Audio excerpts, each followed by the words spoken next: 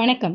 வருகிற 7/1/2024 அன்று நடைபெறவிருந்த பட்டதாரி ஆசிரியர் மற்றும் வட்டார வளமைய ஆசிரியர் தேர்வானது மழை வெள்ளத்தால் பாதிக்கப்பட்ட பகுதிகளை கருத்தில் கொண்டும் தேர்வர்களின் சிரமத்தை தவிர்க்கும் பொருட்டும் தேர்வு தேதி ஒத்திவைக்கப்படுகிறது.